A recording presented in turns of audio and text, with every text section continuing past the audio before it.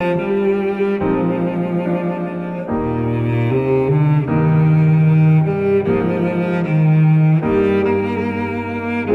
행복한 교회 성도 여러분, 이 영상을 보시는 하나님 나라의 귀한 자녀 여러분, 오늘은 2021년 8월 10일 화요일입니다.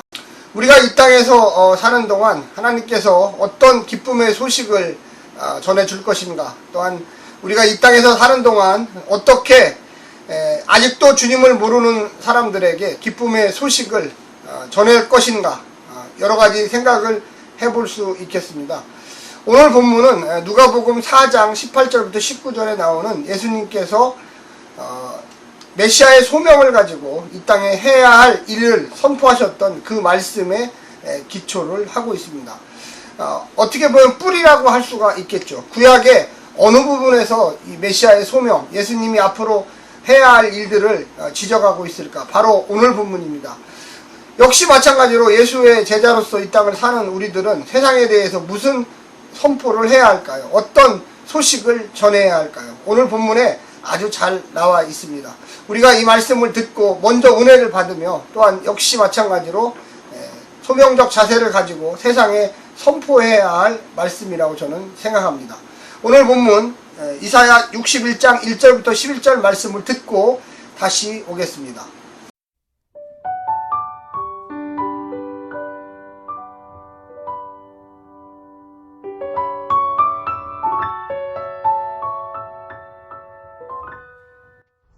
이사야 61장. 주 여호와의 영이 내게 내리셨으니 이는 여호와께서 내게 기름을 부으사 가난한 자에게 아름다운 소식을 전하게 하려 하심이라. 나를 보내사 마음이 상한 자를 고치며 포로된 자에게 자유를, 갇힌 자에게 노임을 선포하며 여호와의 은혜의 해와 우리 하나님의 보복의 날을 선포하여 모든 슬픈 자를 위로하되 무릇 시온에서 슬퍼하는 자에게 화관을 주어 그 죄를 대신하며 기쁨의 기름으로 그 슬픔을 대신하며 찬송의 옷으로 그 근심을 대신하시고 그들이 의의 나무 곧 여호와께서 심으신 그 영광을 나타낼 자라 일컬음을 받게 하려 하심이라. 그들은 오래 황폐하였던 곳을 다시 쌓을 것이며 옛부터 무너진 곳을 다시 일으킬 것이며 황폐한 성읍 곧 대대로 무너져 있던 것들을 중수할 것이며 외인은 서서 너희 양떼를 칠 것이요 이방 사람은 너희 농부와 포도원 지기가 될 것이나 오직 너희는 여호와의 제사장이라 일컬음을 받을 것이라. 사람들이 너희를 우리 하나님의 봉사자라 할 것이며 너희가 이방 나라들의 재물을 먹으며 그들의 영광을 얻어 자랑할 것이니라. 너희가 수치 대신에 보상을 배나 얻으며 능욕 대신에 몫으로 말미암아 즐거워할 것이라. 그리하여 그들의 땅에서 갑절이나 얻고 영원한 기쁨이 있으리라. 무릇 나 여호와는 정의를 사랑하며 불의의 강탈을 미워하여 성실히 그들에게 갚아주고 그들과 영원한 언약을 맺을 것이라. 그들의 자손을 문 나라 가운데에 그들의 후손을 만민 가운데에 알리리니 무릇 이를 보는 자가 그들은 여호와께 복받은 자손이라 인정하리라. 내가 여호와로 말미암아 크게 기뻐하며 내 영혼이 나의 하나님으로 말미암아 즐거워하리니 이는 그가 구원의 옷을 내게 입히시며 공의의 겉옷을 내게 더하심이 신랑이 사모를 쓰며 신부가 자기 보석으로 단장함 같게 하셨음이라. 땅이 싹을 내며 동산이 거기 뿌린 것을 움돋게 함같이 주 여호와께서 공의와 찬송을 모든 나라 앞에 솟아나게 하시리라.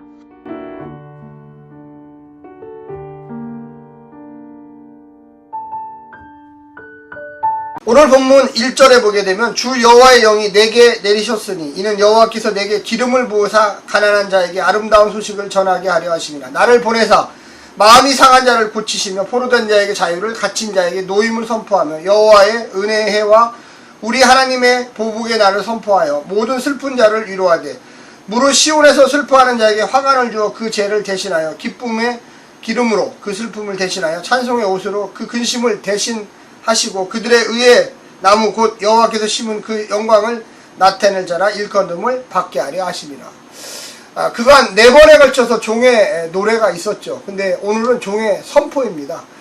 이제 예루살렘으로 돌아온 이 유대민들, 이 바벨론 포로에 잡혀갔던 2, 3세대들이 고난과 아픔에 처해 있을 때, 죄로 말미암아 그들이 하나님을 배로 갈 수 없을 때 하나님께서 야훼의 종을 선택해서 너희가 가서 이런 일을 해야 된다. 기름을 내가 너에게 부어줄 테니. 이 기름 붓는 행위라는 것은 특별히 소명을 주었다는 거죠. 구약시대에는 왕하고 제사장하고 선지자에게 기름을 부었습니다. 하나님이 세운다라는 의식이었죠. 특별히 오늘 본문에 나오는 이 기름을 붓는다는 것은 다윗과 같은 왕에게 기름 붓는 행위와 거의 같은 상징적인 의미를 얘기합니다. 구약에서 가장 이스라엘에서 존경받는 왕이 다윗이었습니다. 다윗은 하나님의 영에 사로잡히기도 했고요. 또한 기름도 부었습니다. 주로 왕이나 선지자들에게 있어서 왕은 기름을 붓고 선지자는 하나님의 영에 휩싸였습니다. 물론 제사장도 기름을 부었습니다. 하나의 상징적인 의미죠. 이 사람은 하나님이 선택한 사람이다. 근데 구약성경에 다윗만이 기름 부음과 하나님의 영에 사로잡힌 사람이었습니다. 왕정시대가 되어서는 주로 기름 붓는 행위를 많이 했고요. 주로 예언자들은 하나님의 영, 갑자기 부르심을 받는 하나님의 영이 임재했습니다. 그래서 오늘 본문에 보게 되면 1절에 주 여호와의 영이 내리셨으니 또 나오고요. 그 다음에 여호와께서 내게 기름을 부으사. 어떻게 보면 다윗과 같은 존재를 통하여 하나님이 하시고자 하는 절대적인 일, 그 일을 하겠다. 근데 이것을 누가복음에서 예수님이 그대로 받아서 메시아죠, 메시아. 그래서 기름 부음과 하나님의 영이 임하는 그 사건을 통해서 새로운 역사를 창조하면서 이제 다시는 더 이상의 고통과 근심과 사망과 좌절과 모든 것을 예수님을 통하여 극복하셨다는 것입니다. 그러나 오늘 본문, 이사야 본문은 다시 바벨론의 포로로 돌아왔던 사람들, 그들에게 제3이사야가 가서 선포했던 말씀입니다. 하나님이 너희들을 버리지 않았다. 하나님께서 너희들을 구원하실 것이다. 소망의 말씀이죠. 구원의 말씀이죠. 그러면서 내가 가난한 자들에게도 아름다운 소식을 전하게 하고 나를 보내사 마음이 상한 자를 고치시고 포로된 자에게 자유를, 갇힌 자에게 노임을. 이 포로된 자에게 자유를, 갇힌 자에게 노임이라는 뜻은 뭐냐면 무언가 억압받고 갇혀있다는 뜻 아닙니까? 한마디로 얘기해서 바벨론 포로에서 해방시켜줬지만 이 고향 땅 베들레헴에 와보니까 벌써 이방인들이 꽉 그곳을 장악하고 있었어요. 그래서 그들과 같이 살 수도 없었고 같이 살아야만 되는데 자신들의 신앙을 지키기가 매우 힘들었어요. 그래서 늘 억압받는 심정, 늘 무언가 남에게 착취당하는 그런 심정으로 살아가고 있는 이스라엘 백성들에게 내가 너희들에게 그 억압과 노여움을, 내가 하나님의 영을 보내서 하나님의 영에 힘찬 사람을 보내서 그를 해방시켜 주겠다. 그리고 이후에 거의 400년 가까이 지난 다음에 예수님이 오셔서 이스라엘뿐만 아니라 하나님을 믿는 모든 전세계 사람들에게 구원의 기쁨과 영광을 주셨다는 것입니다. 거기에 보면 4절부터는 그들은 오래 황폐했던 것을 다시 쌓을 것이고 굉장히 구체적으로 나와요. 성도 다시 복원하고 농사도 짓고 이방인들이 양도 쳐주고 포도원도 갖고 오고 심지어 너희들을, 이방 백성들이 유대인들을 먹여 살릴 것이다. 특산품을 가져올 것이다. 너희에게 바치는 그 고귀한 재물들을 갖고 올 것이다. 하나님께서 아주 기쁨과 놀라움으로 너희들에게 함께 하실 것을 예언합니다. 사랑하는 성도 여러분, 우리가 예수 믿는 이유가 단지 영적인 것만 위해서 믿는 건 아니에요. 사실은 물질적인 것도 있어요. 그런데 그 자체가 우리가 노력해서 얻는 거 아니에요. 하나님이 주시는 거예요. 풍요로움도 주시고요, 비도 주시고 햇빛도 주시고 바람도 주시고 땅의 지력도 주시고 모든 만물을 하나님이 창조했고 만들었고, 우리가 지금 코로나 시대에 매우 힘들어하지 않습니까? 이 코로나 누가 끝내야만 합니까? 저는 하나님이 끝내야 된다고 봅니다. 물론 인간이 과학적으로 노력도 하고 예방주사도 맞고 거리두기도 하지만 근원적으로 세균을 없이 하는 것은 하나님께서 해야 할 일이고, 바이러스를 모두 사라지게 하는 것, 우리 인간들에게 피해를 주지 않도록 만드는 것은 하나님이 하셔야 합니다. 우리는 그것을 인정해야 됩니다. 그래서 다시금 코로나 이전 시대로 돌아갈 수 있다는 그 믿음을 가져야 합니다. 마지막 10절에 보면 이렇게 나와 있습니다. 내가 여호와로 말미암아 크게 기뻐하며 내 영혼이 나의 하나님으로 말미암아 즐거워하리니 이는 그가 구원의 옷을 내게 입히시며 공의의 겉옷을 내게 더하심이 신랑이 사모를 쓰며 신부가 자기 보석으로 단장한 같게 하셨습니다. 한마디로 그렇게 깨끗하고 아름답고 기쁨으로 결혼식과 같은 그 마음으로 하나님을 맞이하고 우리는 신부로 하나님을 맞이한다는 거죠. 11절에 보면 땅이 싹을 내며 동산이 거기 뿌린 것을 움트게 함같이 주 여호와께서 공의와 찬송을 모든 나라 앞에 솟아나게 하시리라.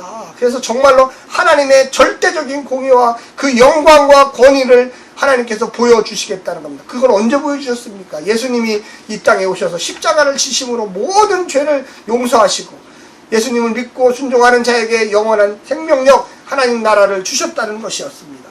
오늘 우리는 본문에서 세 가지를 생각합니다. 구원의 해방과 아름다운 소식. 바로 이거죠. 우리가 예수 믿는 이유입니다. 이스라엘 백성들이 바벨론 폰에서 돌아와서 예루살렘에서 그렇게 하기를 원했던 것이죠. 누가 합니까? 하나님이 하시죠. 누가 합니까? 하나님의 백성들이 하게 됩니다. 종이 전하는 아름다운 소식은 구원과 해방의 소식입니다. 이게 바로 야훼의 종 메시아가 해야 할 일이었습니다. 두 번째는 야훼께 복을 받는 자손들입니다. 주님이 돌아오시는 날 무너진 곳이 다시 세워질 것입니다. 그들이 지배하던 민족들이 노동자로 일하고 하나님의 백성들은 야훼의 제사장, 우리 하나님의 봉사자로 섬길 것입니다. 과거에는 바벨론이 주인이었어요. 그런데 이제 그들이 종의 자리로 내려와서 이스라엘을 섬기고 이스라엘을 칭송하고 하나님을 칭송하는 자리로 돌아간다는 거죠. 세 번째는 기쁨과 감사의 찬송입니다.